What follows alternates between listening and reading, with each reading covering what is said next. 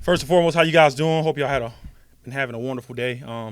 Just to start off, right? Like I know that was brutal what you guys had to see on Saturday, and I think as a staff, as a player, like our goals going into a game, anytime you're going to a game like that, is to obviously go out there and be dominant and win the football game. And unfortunately, that did not occur, right? And you guys know I'm one of those guys. I'm never going to pass the buck. That is fully on my shoulders, right? Not having our defense prepared enough to go out there and execute. Okay, so I'm never in the blame game, right? It's some things we got to do better. Some things that I have to do better as a play caller, right? That was embarrassing and that was unacceptable. But the beauty about this game, what I love about this game is such a microcosm to life, because you can have struggles in life and you can go through things in life, and lo and behold, once you get through those things, they make you a better person, maybe make you a better father, better man. And so it was a great learning day for our players. It was a great learning day for our coaches, right? Like when you got to watch film like that. I watched that game film like 5 or 6 times, and it was very, very hard to watch, right? But the reality of it is that you got to get better in a hurry, right? You got to tweak some things. You got to make the proper adjustments in a hurry, because we got a football team coming to town that doesn't care. They don't care who you got, what you got going on, who you played last week. They're a really good football team. And for us, we got to turn the page relatively fast, because we can't let last week's game or our previous game on Saturday affect how we play this Saturday. And so it's my job, obviously, as the play caller, to make sure that I prep our guys for that, and obviously get our mindsets on or get us in the right mindset to move forward with that.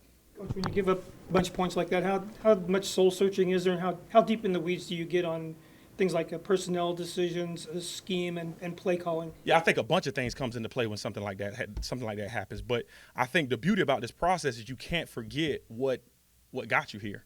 You know what I mean? And so we won 7 games in a row over the course of the last, right, from this year and last year, right? How does something like that happen? You know what I mean? And you ask a lot of questions. There are some things that you obviously got to get correct, some things you got to tweak, and you got to tweak defensively to make sure that doesn't happen again. And I think from a play calling standpoint and a in-game adjustment standpoint, there were some things that I learned on Saturday, right? That I have to make sure gives us the best opportunity every single snap, right? Playing a team of Indiana's caliber and what they were doing. Okay, and so obviously we had a couple of guys go down, but I mean, for a score to get like that is unacceptable. That is what I will say is our guys did not quit; they kept fighting, which obviously I commended them for that. But there's no moral victories when you lose, fellas, right? You don't want to lose, and the great part about it is we get to move forward, and we're playing a USC team, in my humble opinion. They probably got some of the better skill in the country. I mean, all around the place, they do some really, really dynamic things. I'm facing another really good head coach and good play calling, Coach Riley. And so I got more than enough on my plate and things I got to get right to make sure we can go out there and have success. You're as injured as you are on the secondary watch, Brett, from the specifics. How do you try to go around game planning that? And then secondly, if I could, are there any safeties? I know you cross-trained that could maybe help you at corner if any of these linger? Yeah, this is all a part of off-season, fall camp. We try to move guys around, so if something like this does come up, that you can cross train them. Obviously, when you get banged up like we did, it's we're going to be fine. But I truly believe you gotta put guys in a position that that they can get us and get us not only through the game but execute the calls we got planned for them, right? And so making the call sheet a little smaller, tweaking some minor adjustments in how we play certain things, allowing guys to play to their strengths, right? Whether we have an older guy or a younger guy go in. So I think all this was part of things that we did in the offseason in preparation for a situation like this or a situation that occurred on Saturday. And so I am totally locked in. I'm excited about the guys that are going to be out there, and we're going to be totally fine in the secondary. What can guys like Tanner and Mac learn from a lot of playing experience like that? Yeah, I think just like the same guys who learned in 2023 when they had that obviously that those rough stretch of games and that rough season we had. Obviously, you don't want to go through the same mindset in terms of having that rough season, but it's a game at the end of the day. You just got to be better in your technique, your fundamentals. When you lose, you look at everything. I think sometimes winning makes us numb and blinded to our own success or failure. you know, and so you can have a tendency to like skip over things. Well, when you lose, especially in that capacity, you look at how you're getting a play call in, you look at how you're lining up, you look at who's lining up, you look at the things you did pregame leading up to that, the reps that you took during the course of the week. And so there has to be a complete refocus in how we do some things, because the same thing that allow us to play the way we did prior to that game, right, or I believe are the same things and core foundation of who we are. Right now, obviously, there's some things that we got to tweak, but if you completely overhaul and completely like change what you do, you never had belief in what you were doing, right? Like teams lose games, unfortunately, right? We're gonna lose games, unfortunately. I don't want to lose games. I would like to go undefeated, but when you lose, you just have to be able to have change ups and tweak some of the things that you did so that can prevent you from continuing to lose, right? I don't think you completely overhaul unless obviously your personnel dictates that. I don't think you completely overhaul, because that same thing gave you success in the past, right? It has to be a tweak here, a tweak there. And as coaches, right, we just got to believe in what we're doing and continue to pour that into our players. 2 weeks ago about missed tackles. In your experience as either a player or a coach, how does that become contagious in your building, just like a virus, like it did again on Saturday? Again, my high school head coach used to always tell me, right, the game of football, it either ends in a touchdown or a tackle. Right? I think we gave up 9 of them on Saturday, right? And when you are, like, at the end of the day, fundamentals is at the core foundation of who we have to be as a program, right? We had 20 missed tackles. There you go, bingo.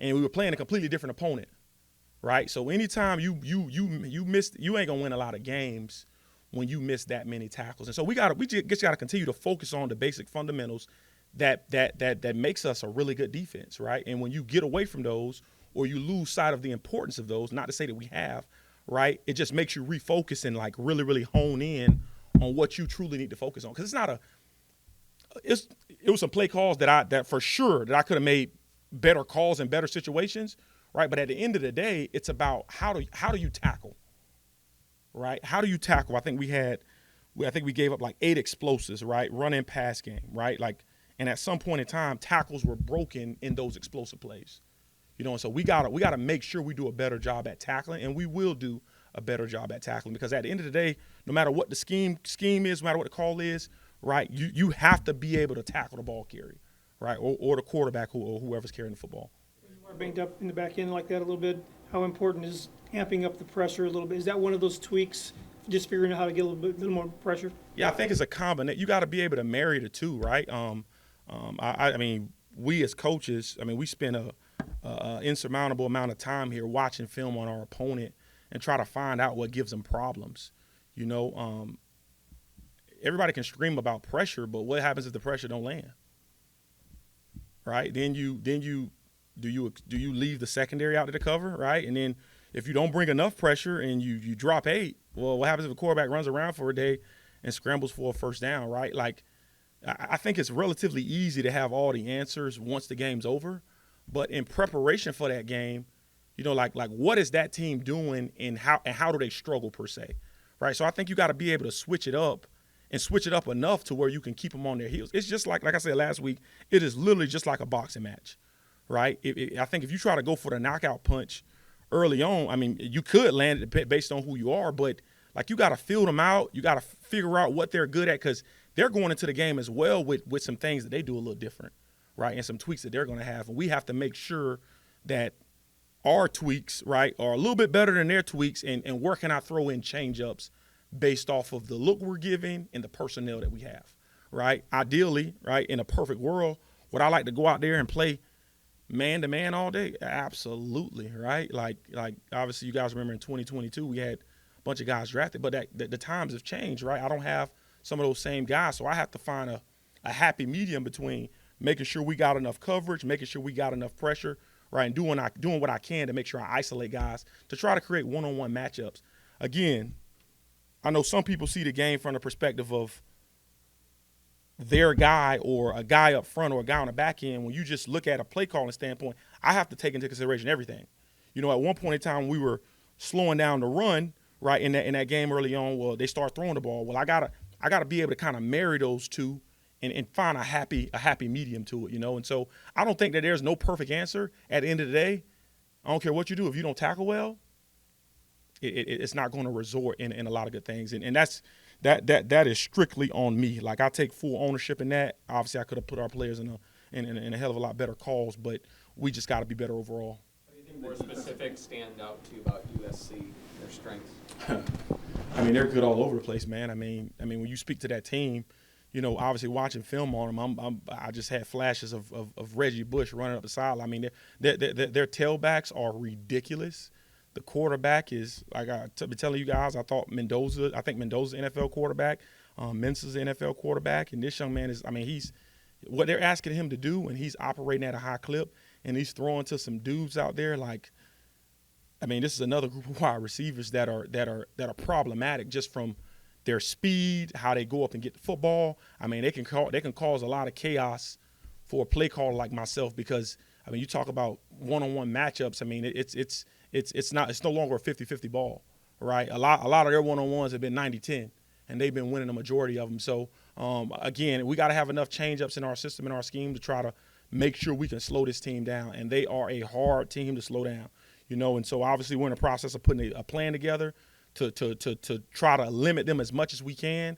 But at the end of the day, right, we have to focus on the basic core fundamentals of our program and what we do, right? And from a defensive perspective, just to remind you guys again, right, because I think in times like this, when you go through something like that, people and media and fans can forget this, right? I spoke to you guys about 5 pillars right before we started the season. I spoke to you guys about that last year, right? And pillar number 1 was passion, right? We got to be passionate every single snap we take, right? 2 was integrity, right? And I focused on my ring finger, right? We got to have integrity in our job and our responsibility, whether that's an A gap up front or whether that's a coverage concept, right? The middle finger is toughness. Well, there is no better time to be tough than when you're going through something. Okay, obviously we went through what we went through on Saturday, and that was unfortunate, right? But everybody in this room, I would venture to say that you face tough times, and you're still here because of it. So you got to be able to learn from it, right? The most important one, in my opinion, what we talked about this week, is being selfless, right? The pointer finger. Anytime you face adversity like this, right, people can start to ask questions and worry about themselves, right, and forget about the plan. And we got to make sure we do a great job at coaches and bringing them back to the focal point, right? Like the game of football is about us. It's not about me. It's about us.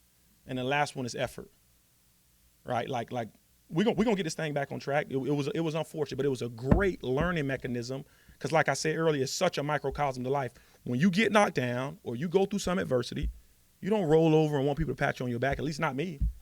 You talk about adversity, man. Yeah, we lost a football game. It fucking sucks. Pardon my language. All right, but nobody died, right? We're still here. We'll bounce back. We'll be good, right? I'm from Immokalee, Florida. You talk about adversity. I done been through some adversity, right? And I'm going to make sure this defense is ready and locked and loaded on Saturday to give all we can to USC, who's a really good football team. Appreciate you guys.